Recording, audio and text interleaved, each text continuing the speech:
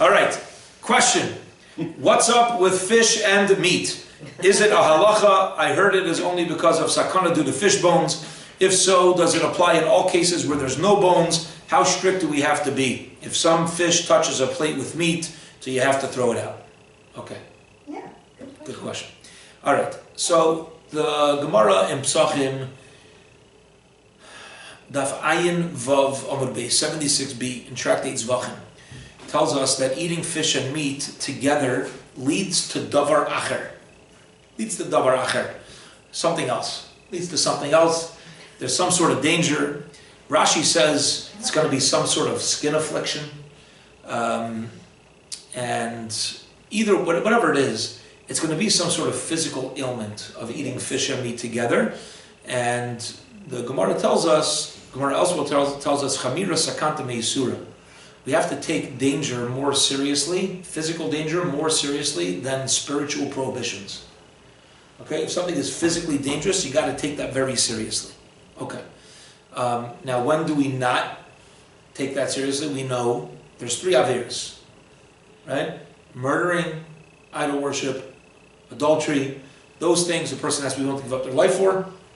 Outside of that, our bodies come first. So we stay away from anything which is dangerous. The Shulchan Aruch in 2 different places, both in Orach Chayim and in the laws of daily living, and in Yoreh De'ah, by the laws of kashrus, he says that there's a need to separate fish and meat. It's interesting, the Rambam himself does not mention it. So the Rambam does not mention the need to separate.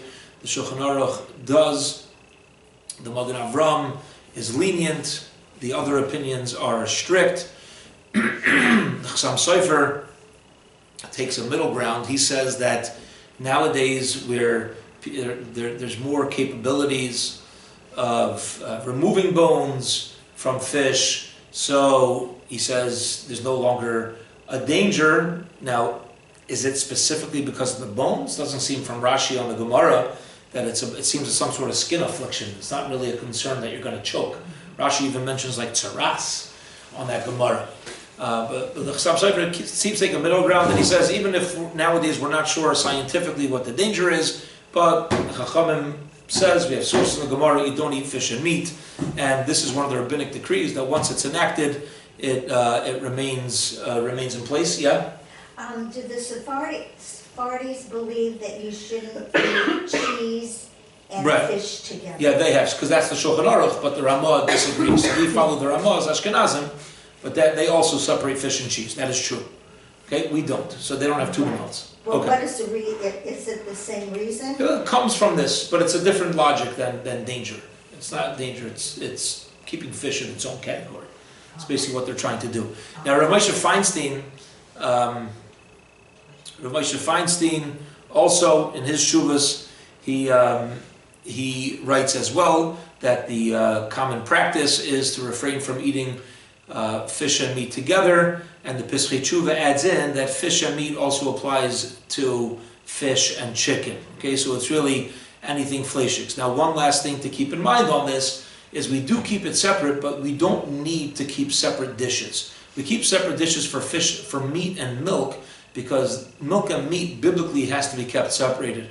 Meat and fish, some people will keep their own fish plates. There's no need to do that. The halacha actually is that all you need to do is wipe your plate clean and put your fish on. There's no problem. You could even, if I have a plate with meat on it and if some fish touches it, you can wipe it off and still go ahead and eat your meat. Clean it off. So we don't go so far as to change vessels. We just don't have it together on the same plate. You don't keep it together on the same plate. But you keep it separate. You keep it separate. Some people are careful to have a drink in between also to get rid of any physical ailment, because the Gemara doesn't say that it has to be mixed together in order to cause davar acher, this other problem. It said you shouldn't eat fish with meat. So even if I eat one right after the other, maybe that's a problem. So there's a minute to take a drink in between fish and meat. Some people have a dual l'chaim, doesn't need to be a l'chaim, it could be a cup of water. That doesn't make any difference. Okay, yeah. If you're cooking fish in your oven, yeah, and it's not covered, are you allowed to put other things in there, like say potato kugel? And then are you allowed to eat that potato kugel with your... Excellent question. Yes. Oh. Yes. Good to know. Yeah. Yeah. So I'm talking about kiddish now, particularly people bring herring. Yeah. And then obviously there's cholent out, and so would it be best to eat the herring first and then eat the meat? Order Keep them doesn't on matter. separate plates? That's it. Order doesn't matter, just separate plates. Just separate plates. So what you do is you eat whichever one first that you want. But you can't go back, you shouldn't go back and forth. You could take a drink in between. You take a drink. Ideally, it's going to be confusing if you're like, Yeah. You know? But a lot of times some of the food comes out first and then the herring comes out it second. should be separate. Ideally, even like, you know, at a Shabbos table, we're careful to not have it out on the table at the same time. Right? So there should Right. be some sort of hecker, some sort of recognition, and you shouldn't just have two plates in front of me where I could come to eat it together. It should be kept with you know, it's noticeable that that there's a difference here.